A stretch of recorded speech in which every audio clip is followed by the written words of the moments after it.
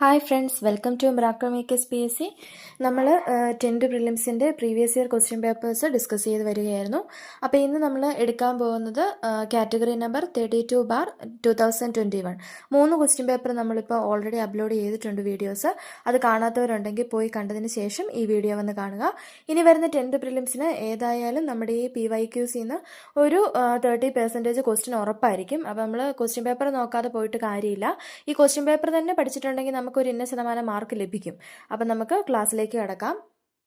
10 വരെയുള്ളത് current affairs ആണ്. 11 തൊട്ടുള്ള question നോക്കാം. ഇന്ത്യയുടെ ഏകദേശം മധ്യഭാഗത്തു കൂടി കടന്നു പോകുന്ന രേഖാംശ രേഖ ഏതാണ്? ഇന്ത്യയുടെ ഏകദേശം മധ്യഭാഗത്തു കൂടി കടന്നു പോകുന്ന രേഖാംശ രേഖ 82 ഡിഗ്രി 30 മിനിറ്റ് പൂർവ്വരേഖാംശം. ഇന്ത്യയുടെ ഏകദേശം മധ്യഭാഗത്തുകൂടി കടന്നു പോകുന്ന രേഖാംശ രേഖയാണ് 82 ഡിഗ്രി 30 മിനിറ്റ് പൂർവ്വരേഖാംശം. ഇന്ത്യൻ മാനക സമയം ഗ്രീൻവിച്ച് സമയത്തേക്കാൾ എത്ര മണിക്കൂർ മുന്നിലാണ്? ഇന്ത്യൻ മാനക സമയം ഗ്രീൻവിച്ച് സമയത്തേക്കാൾ എത്ര മണിക്കൂർ മുന്നിലാണ്? 5 മണിക്കൂർ 30 മിനിറ്റ്. ഇന്ത്യയിലെ ഏറ്റവും പ്രായം കൂടിയ മടക്കുപർവ്വതം. ഇന്ത്യയിലെ ഏറ്റവും പ്രായം കൂടിയ മടക്കുപർവ്വതമാണ് ആരവല്ലി. ഡെക്കാൻ പീഠഭൂമിയിലെ ഏറ്റവും ഉയരം കൂടിയ ഭാഗം ഏത്? ഡെക്കാൻ പീഠഭൂമിയിലെ ഏറ്റവും ഉയരം കൂടിയ ഭാഗമാണ് ആനമുടി. ഒരു നദിയിലേക്ക് വെള്ളമെത്തുന്ന നിശ്ചിത പ്രദേശം. ഒരു നദിയിലേക്ക് വെള്ളമെത്തുന്ന നിശ്ചിത പ്രദേശമാണ് വൃഷ്ടിപ്രദേശം. ജഹാംഗീറിന്റെയും നൂർജഹാന്റെയും ശവകുടീരങ്ങൾ സ്ഥിതി ചെയ്യുന്ന നദീതീരം. ജഹാംഗീറിന്റെയും നൂർജഹാന്റെയും ശവകുടീരങ്ങൾ സ്ഥിതി ചെയ്യുന്ന നദീതീരമാണ് രവി. ഇന്ത്യയിൽ ഉഷ്ണകാലമേത്? ഇന്ത്യയിൽ ഉഷ്ണകാലമേത്? March, May. ഉത്തരേന്ത്യൻ സമതലങ്ങളിലെ പ്രധാന മണ്ണിനമേത്? ഉത്തരേന്ത്യൻ സമതലങ്ങളിലെ പ്രധാന മണ്ണിനമേത്? ഓപ്ഷൻ ഡി, എക്കൽ മണ്ണ്. പോയിന്റ് കലൈമർ പക്ഷിസങ്കേതം ഏത് സംസ്ഥാനത്താണ്? പോയിന്റ് കലൈമർ പക്ഷിസങ്കേതം ഏത് സംസ്ഥാനത്താണ്? തമിഴ്നാട്. ഇന്ത്യയിൽ ഏറ്റവും കൂടുതൽ ദേശീയോദ്യാനങ്ങളുള്ള സംസ്ഥാനം. ഇന്ത്യയിൽ ഏറ്റവും കൂടുതൽ ദേശീയോദ്യാനങ്ങളുള്ള സംസ്ഥാനമാണ് മധ്യപ്രദേശ്. അവസാനമായി ഇന്ത്യ വിട്ടുപോയ വിദേശീയർ ആര്? അവസാനമായി ഇന്ത്യ വിട്ടുപോയ വിദേശീയരാണ് പോർച്ചുഗീസുകാർ. 1857 കലാപം അറിയപ്പെടുന്നത്. 1857 കലാപം അറിയപ്പെടുന്നതാണ് ശിപ്പായി ലഹള. കൽക്കട്ടയിൽ സുപ്രീം കോടതി സ്ഥാപിച്ച ഗവർണർ ജനറൽ. കൽക്കട്ടയിൽ സുപ്രീം കോടതി സ്ഥാപിച്ച ഗവർണർ ജനറലാണ് വാറൻ ഹേസ്റ്റിങ്സ്. ഇന്ത്യൻ ദേശീയതയുടെ പ്രവാചകൻ എന്നറിയപ്പെടുന്നത്. ഇന്ത്യൻ ദേശീയതയുടെ പ്രവാചകൻ എന്നറിയപ്പെടുന്നത് രാജാറാം മോഹൻ റോയ്. വേദങ്ങളുടെയും പ്രധാനപ്പെട്ട 5 ഉപനിഷത്തുകളുടെയും പരിഭാഷ ബംഗാളിയിൽ പ്രസിദ്ധീകരിച്ച സാമൂഹ്യ പരിഷ്കർത്താവ്. വേദങ്ങളുടെയും പ്രധാനപ്പെട്ട 5 ഉപനിഷത്തുകളുടെയും പരിഭാഷ ബംഗാളിയിൽ പ്രസിദ്ധീകരിച്ച സാമൂഹ്യ പരിഷ്കർത്താവാണ് രാജാറാം മോഹൻ റോയ്. ഇന്ത്യയെ കണ്ടെത്തൽ എന്ന കൃതി രചിച്ചത്. ഇന്ത്യയിൽ കണ്ടെത്തൽ എന്ന കൃതി രചിച്ചത് ജവഹർലാൽ നെഹ്റു. ഇന്ത്യയെ കണ്ടെത്തൽ എന്ന കൃതി രചിച്ചത് ആരാണ്? ജവഹർലാൽ നെഹ്റു. അധികാരത്തിലിരിക്കെ അന്തരിച്ച ആദ്യ ഇന്ത്യൻ പ്രധാനമന്ത്രി. അധികാരത്തിലിരിക്കെ അന്തരിച്ച ആദ്യ ഇന്ത്യൻ പ്രധാനമന്ത്രിയാണ് ജവഹർലാൽ നെഹ്റു. നീൽ ദർപ്പൺ രചിച്ചത് ആര്? നീൽ ദർപ്പൺ രചിച്ചത് ആര്? ദീനബന്ധു മിത്ര. ഇന്ത്യയുടെ പ്രഥമ പൗരനായ ആദ്യ മലയാളിയാണ് KR നാരായണൻ. ഇന്ത്യയുടെ പ്രഥമ പൗരനായ ആദ്യ മലയാളി KR നാരായണൻ. ഉപരാഷ്ട്രപതിയായതിനു ശേഷം രാഷ്ട്രപതിയായ ആദ്യത്തെ വ്യക്തിയാണ് ഡോക്ടർ എസ് രാധാകൃഷ്ണൻ. ഉപരാഷ്ട്രപതിയായതിനു ശേഷം രാഷ്ട്രപതിയായ ആദ്യ വ്യക്തിയാണ് ഡോക്ടർ എസ് രാധാകൃഷ്ണൻ. മൗലികാവകാശങ്ങൾ ഭരണഘടനയുടെ ഏത് ഭാഗത്താണ് പ്രതിപാദിച്ചിരിക്കുന്നത്? മൗലികാവകാശങ്ങൾ ഭരണഘടനയുടെ ഏത് ഭാഗത്താണ് പ്രതിപാദിച്ചിരിക്കുന്നത്? പാർട്ട് 3. അടിയന്തരാവസ്ഥ സമയങ്ങളിൽ മൗലികാവകാശങ്ങൾ റദ്ദ് ചെയ്യാനുള്ള അധികാരമുള്ളത് ആർക്കാണ്? അടിയന്തരാവസ്ഥ സമയങ്ങളിൽ മൗലികാവകാശങ്ങൾ റദ്ദ് ചെയ്യാനുള്ള അധികാരമുള്ളത് രാഷ്ട്രപതിക്കാണ്. സ്വത്തവകാശം ഇപ്പോൾ എന്തവകാശമാണ്? സ്വത്തവകാശം ഇപ്പോൾ എന്തവകാശമാണ്? നിയമാവകാശം. സ്വത്തവകാശം ഇപ്പോൾ നിയമാവകാശമാണ്. അസ്പൃശ്യത ഓർ അൺടച്ചബിലിറ്റി നിരോധന വ്യവസ്ഥ ചെയ്യുന്ന ആർട്ടിക്കിൾ. അസ്പൃശ്യത അൺടച്ചബിലിറ്റി നിരോധനം വ്യവസ്ഥ ചെയ്യുന്ന ആർട്ടിക്കിളാണ് ആർട്ടിക്കിൾ 17. ഏത് അനുച്ഛേദപ്രകാരം ഏർപ്പെടുത്തിയ അടിയന്തരാവസ്ഥയിലാണ് രാഷ്ട്രപതിക്ക് മൗലികാവകാശങ്ങൾ റദ്ദ് ചെയ്യുന്നതിനുള്ള അധികാരമുള്ളത്? ഏത് അനുച്ഛേദപ്രകാരമാണ് അടിയന്തരാവസ്ഥ കാലത്ത് രാഷ്ട്രപതിക്ക് മൗലികാവകാശങ്ങൾ റദ്ദ് ചെയ്യാൻ സാധിക്കുന്നത്? അനുച്ഛേദം 352. അനുച്ഛേദം 352. ദേശീയ മനുഷ്യാവകാശ കമ്മീഷണറെയും മെമ്പർമാരെയും നിയമിക്കുന്നത് രാഷ്ട്രപതി. ദേശീയ മനുഷ്യാവകാശ കമ്മീഷണറെയും മെമ്പർമാരെയും നിയമിക്കുന്നത് രാഷ്ട്രപതി. ദേശീയ മനുഷ്യാവകാശ കമ്മീഷണറെയും മെമ്പർമാരും രാജിക്കത്ത് നൽകേണ്ടത് ആർക്ക്? ദേശീയ മനുഷ്യാവകാശ കമ്മീഷണറും മെമ്പർമാരും രാജിക്കത്ത് നൽകേണ്ടത് ആർക്കാണ്? രാഷ്ട്രപതി.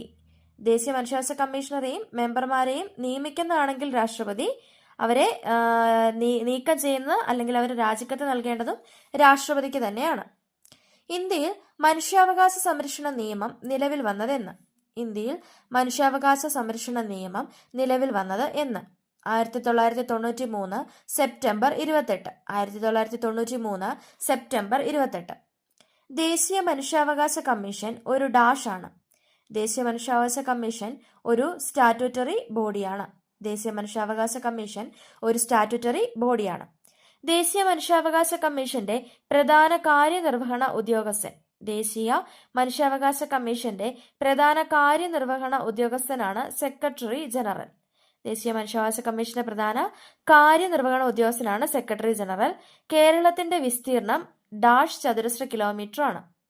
38,863. 38,863 ചതുരശ്ര കിലോമീറ്റർ ആണ് കേരളത്തിന്റെ വിസ്തീർണം. കേരളത്തിലെ ഏറ്റവും വടക്കേ അറ്റത്തുള്ള കോർപ്പറേഷൻ? കേരളത്തിലെ ഏറ്റവും വടക്കേ അറ്റത്തുള്ള കോർപ്പറേഷനാണ് കണ്ണൂര്. കേരളത്തിൽ ഏറ്റവും കുറവ് മഴ ലഭിക്കുന്ന പ്രദേശം? കേരളത്തിൽ ഏറ്റവും കുറവ് മഴ ലഭിക്കുന്ന പ്രദേശമാണ് ചിന്നാർ, ഇടുക്കി. കേരളത്തിൽ ശൈത്യകാലം അനുഭവപ്പെടുന്നത് എപ്പോൾ? കേരളത്തിൽ ശൈത്യകാലം അനുഭവപ്പെടുന്നത് എപ്പോൾ? ഡിസംബർ മുതൽ ഫെബ്രുവരി വരെ. ഡിസംബർ മുതൽ ഫെബ്രുവരി വരെ. പക്ഷിപ്പാതാളം ഏത് ജില്ലയിലാണ് സ്ഥിതി ചെയ്യുന്നത്? പക്ഷിപ്പാതാളം ഏത് ജില്ലയിലാണ് സ്ഥിതി ചെയ്യുന്നത്? വയനാട്. കേരളത്തിലെ ആദ്യത്തെ കയർ ഫാക്ടറി ഡാറാസ് മെയില് ആലപ്പുഴയിൽ സ്ഥാപിതമായത് ഏതു വർഷത്തിൽ? കേരളത്തിലെ ആദ്യത്തെ കയർ ഫാക്ടറി ഡാറാസ് മെയില് ആലപ്പുഴയിൽ സ്ഥാപിതമായത് ഏതു വർഷത്തിൽ? AD 1859. AD 1859. ടൂറിസത്തെ വ്യവസായമായി അംഗീകരിച്ച ആദ്യ സംസ്ഥാനം? ടൂറിസത്തെ വ്യവസായമായി അംഗീകരിച്ച ആദ്യ സംസ്ഥാനമാണ് കേരളം. ഇടുക്കി പദ്ധതിയുടെ സ്ഥാപിത ശേഷി? ഇടുക്കി പദ്ധതിയുടെ സ്ഥാപിത ശേഷി 780 മെഗാവാട്ട്. ഇടുക്കി പദ്ധതിയുടെ സ്ഥാപിത ശേഷി എത്രയാണ്? 780 മെഗാവാട്ട്. സ്വകാര്യ മേഖലയിൽ പ്രവർത്തിക്കുന്ന കേരളത്തിലെ ആദ്യ ജലവൈദ്യുത പദ്ധതിയാണ് മണിയാർ.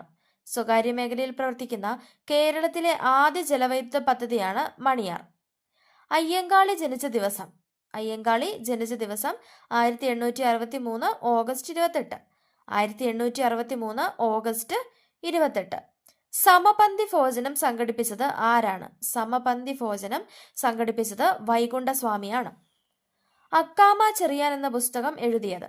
അക്കാമ ചെറിയാൻ എന്ന പുസ്തകം എഴുതിയത് ആർ പാർവതി ദേവി. ആർ പാർവതി ദേവി. ആഗമാനന്ദ അന്തരിച്ച വർഷം 1961. ആഗമാനന്ദ അന്തരിച്ച വർഷമാണ് 1961. 1980 അയ്യങ്കാളി പ്രതിമ വെള്ളയമ്പലത്ത് അനാച്ഛാദനം ചെയ്ത ഇന്ത്യൻ പ്രധാനമന്ത്രി ആര്? 1980 അയ്യങ്കാളി പ്രതിമ വെള്ളയമ്പലത്ത് അനാച്ഛാദനം ചെയ്ത ഇന്ത്യൻ പ്രധാനമന്ത്രിയാണ് ഇന്ദിരാഗാന്ധി. ആരാണ്? ഇന്ദിരാഗാന്ധി. ദക്ഷിണേന്ത്യയിൽ ആദ്യമായി കണ്ണാടി പ്രതിഷ്ഠ നടത്തിയ നവോത്ഥാന നായകൻ? ദക്ഷിണേന്ത്യയിൽ ആദ്യമായി കണ്ണാടി പ്രതിഷ്ഠ നടത്തിയത് വൈകുണ്ഠസ്വാമി. ആരാണ്? വൈകുണ്ഠസ്വാമി. ബ്രിട്ടീഷ് ആധിപത്യത്തിനെതിരെ കേരളത്തിൽ നടന്ന ആദ്യത്തെ സംഘടിത കലാപമാണ് ആറ്റിങ്ങൽ കലാപം. ബ്രിട്ടീഷ് ആധിപത്യത്തിനെതിരെ കേരളത്തിൽ നടന്ന ആദ്യത്തെ സംഘടിത കലാപമാണ് ആറ്റിങ്ങൽ കലാപം. ഒന്നാം പഴശ്ശി വിപ്ലവത്തിനുള്ള ഏറ്റവും പ്രധാന കാരണം? ഒന്നാം പഴശ്ശി വിപ്ലവത്തിനുള്ള ഏറ്റവും പ്രധാന കാരണമാണ് ബ്രിട്ടീഷുകാരുടെ തെറ്റായ നികുതി നയം. ബ്രിട്ടീഷുകാരുടെ തെറ്റായ നികുതി നയം. കുണ്ടറ വിളംബരം നടന്നത് എന്നാണ്? കുണ്ടറ വിളംബരം നടന്നത് എന്നാണ്? 1809 ജനുവരി 11. 1809 ജനുവരി 11. ചാന്നാർ സ്ത്രീകൾക്ക് മാറുമറയ്ക്കാനുള്ള അവകാശം നൽകിയതെന്നാണ്? ചാന്നാർ സ്ത്രീകൾക്ക് മാറുമറയ്ക്കാനുള്ള അവകാശം നൽകിയത് 1859 ജൂലൈ 26. 1859 ജൂലൈ 26. മനുഷ്യരിൽ രൂപം കൊള്ളുന്ന സ്ഥിരദന്തങ്ങളുടെ എണ്ണമാണ് 32. മനുഷ്യരിൽ രൂപം കൊള്ളുന്ന സ്ഥിരദന്തങ്ങളുടെ എണ്ണമാണ് 32. മനുഷ്യ ശരീരത്തെ ഏറ്റവും ഭാരം കുറഞ്ഞ അവയവം? മനുഷ്യ ശരീരത്തിലെ ഏറ്റവും ഭാരം കുറഞ്ഞ അവയവമാണ് ശ്വാസകോശം. രക്തപര്യന വ്യവസ്ഥ കണ്ടെത്തിയത് വില്യം ഹാർവി. ശരീരത്തിലെ അനൈച്ഛിക പ്രവർത്തനങ്ങളെ നിയന്ത്രിക്കുന്ന മസ്തിഷ്ക ഭാഗമാണ് മെഡുല്ല ഒബ്ലാങ്കേറ്റ. മദ്യം ബാധിക്കുന്ന തലച്ചോറിന്റെ ഭാഗമാണ് സെറിബെല്ലം. പേശികളെക്കുറിച്ചുള്ള പഠനമാണ് മയോളജി. മൂത്രത്തിലൂടെ വിസർജിപ്പിക്കപ്പെടുന്ന ജീവകം, അത് PSC ക്യാൻസൽ ചെയ്ത ക്വസ്റ്റ്യൻ ആണ്. ഓക്കെ, നമുക്ക് അടുത്തത് നോക്കാം. ചുവടെ ചേർത്തിട്ടുള്ളവയിൽ വൈറ്റമിൻ എച്ച് എന്നറിയപ്പെടുന്നത് ഏതാണ്? ബയോട്ടിൻ. സെഹദ് എന്ന ടെലിമെഡിസിൻ പദ്ധതി കേന്ദ്ര ഗവൺമെന്റ് ആരംഭിച്ചത് എന്നാണ്? 2015 ഓഗസ്റ്റ് 25. റേച്ചൽ കഴ്സൺ രചിച്ച സൈലന്റ് സ്പ്രിംഗ് എന്ന ഗ്രന്ഥത്തിലെ പ്രതിപാദ്യ വിഷയം എന്താണ്? DDT. ആറ്റത്തിലെ നെഗറ്റീവ് ചാർജുള്ള കണമാണ് ഇലക്ട്രോൺ. തോറിയത്തിന്റെ അയിരാണ് മോണോസൈറ്റ്. മാസ് നമ്പർ 2 ഉള്ള ഹൈഡ്രജന്റെ ഐസോട്ടോപ്പാണ് ഡ്യൂട്ടീരിയം. അന്തരീക്ഷ വായുവിൽ ഏറ്റവും കൂടുതൽ കാണപ്പെടുന്ന രണ്ടാമത്തെ മൂലകമാണ് ഓക്സിജൻ. എണ്ണയോ കൊഴുപ്പോ ഒരു ആൽക്കലിയുമായി പ്രവർത്തിച്ചുണ്ടാകുന്ന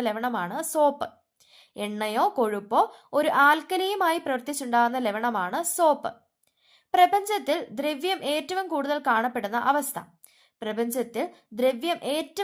കാണപ്പെടുന്ന അവസ്ഥയാണ് പ്ലാസ്മ.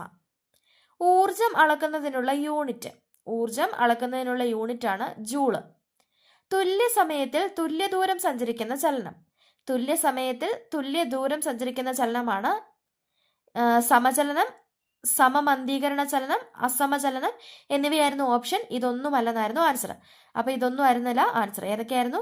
സമചലനം, സമമന്ദീകരണ ചലനം, അസമചലനം, ഇതൊന്നും അല്ല. അപ്പൊ തുല്യസമയത്ത് തുല്യദൂരം സഞ്ചരിക്കുന്ന ചലനം ഇതൊന്നും അല്ല. ഒരു വസ്തുവിനെ മുൻപോട്ടോ പിൻപോട്ടോ ചലിപ്പിക്കാൻ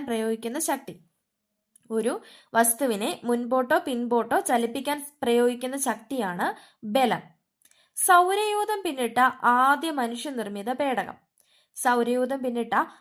മനുഷ്യനിർമ്മിത പേടകമാണ് വോയേജർ 1. വോയേജർ 1. അപ്പം നമുക്ക് 2021 ഒരു ക്വസ്റ്റ്യൻ പേപ്പറിലേ ഉള്ളൂ. നമുക്കത് അടുത്ത വീഡിയോയിൽ കാണാം. അതിനുശേഷം നമ്മൾ 2022, 2023 ചെയ്യുന്നുണ്ട്. അപ്പോൾ ഇതുപോലെ ഉപകാരപ്പെടുന്ന വീഡിയോസ് നമ്മൾ ഈ ചാനലിലൂടെ അപ്ലോഡ് ചെയ്യുന്നത്. നിങ്ങൾ ആദ്യമായിട്ടാണ് ഈ ചാനൽ കാണുന്നതെങ്കിൽ സബ്സ്ക്രൈബ് ചെയ്യണം. തൊട്ടടുത്ത് കാണുന്ന ആ കുഞ്ഞു ബെൽ ബട്ടണും കൂടി ഒന്ന് ക്ലിക്ക് ചെയ്തിടണം. അപ്പം ഞങ്ങൾ അപ്പം അപ്ലോഡ് ചെയ്യുന്ന വീഡിയോസിൻ്റെ നോട്ടിഫിക്കേഷൻ ലഭിക്കും. അതുപോലെ നിങ്ങൾക്ക് ചാനൽ ഉപകാരപ്പെടുന്നു തോന്നിയാൽ നിങ്ങളുടെ കൂട്ടുകാരിലേക്കൂടെ ഒന്ന് ഷെയർ ചെയ്യണം. Okay, thank